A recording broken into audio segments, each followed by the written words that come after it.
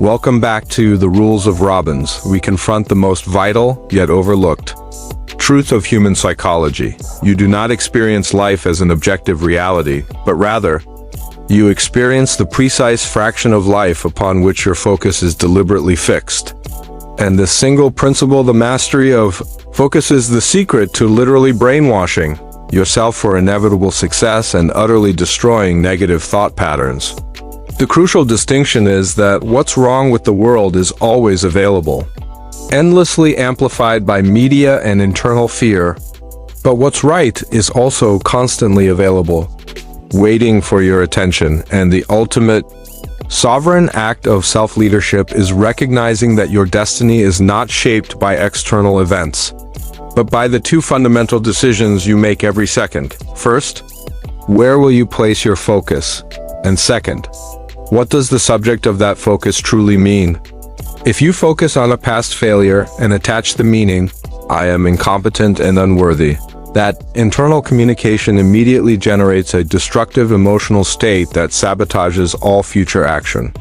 Conversely, if you focus on a tiny past win and attach the meaning, I am a problem solver who never quits, you ignite a state of resourcefulness and confidence. This control over meaning is not abstract.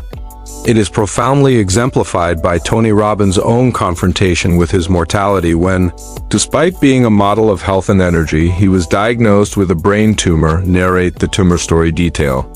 In that moment of extreme crisis, the initial reaction was the classic fear-based pattern, the self-diagnosis of cancer, the flight or fight response, the old fears of radiation damage and the mental chaos. But the mastery was demonstrated in the immediate rejection of that reactive meaning.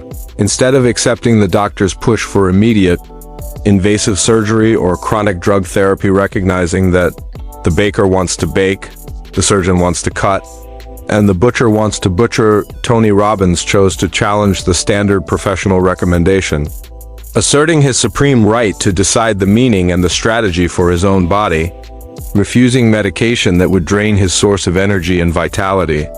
He chose the meaning of feedback and monitoring, compelling the doctor to agree to check the growth annually, a decision that proved life-saving when, 6 months later, the recommended drug was removed from the market due to unacceptable side effects, proving that state control and challenging the system are vital acts of self-preservation.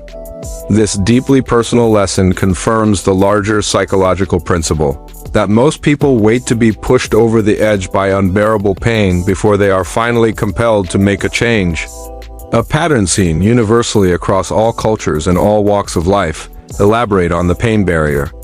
This hesitation, the frustrating push-pull of wanting change but not achieving it, occurs because the current dysfunctional behavior, whether it is procrastination or a bad habit like smoking, still meets some crucial human needs even while frustrating others, creating an internal negotiation that only a massive wave of pain can break. But true mastery eliminates the need for external pain. It proactively chooses growth and change as a non-negotiable standard, forcing the change before the crisis arrives. This deliberate choice to get strong now is particularly critical because we must contextualize our personal journey within the grand, cyclical patterns of history and the economy. Transition to the winter strategy. History is not linear. It moves in predictable generational cycles of roughly 80 years, alternating between seasons of boom and turmoil. We are currently firmly within a winter cycle, which began around 2008 and is characterized by global turmoil, internal social division, economic uncertainty, and intense external pressure, a season that historically lasts for nearly 2 decades. The key message is that winter does not last forever. No pandemic, no war, no depression has ever been permanent, and winter always gives way to the springtime of opportunity. The grand strategy for the master is not to fold or freeze to death during this winter, but to get strong and actively expand, because historically, these periods of external turmoil are the greatest incubators for massive success. Statistics prove this.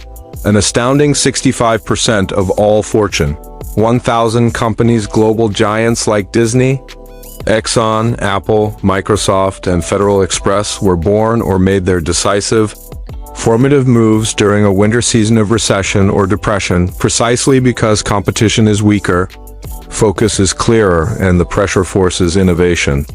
Therefore, your final integrated assignment is to wield the laws of focus and meaning to define the current global challenge not as a catastrophe, but as an unprecedented low-competition opportunity to learn, grow, and fortify your business, your mindset, and your family.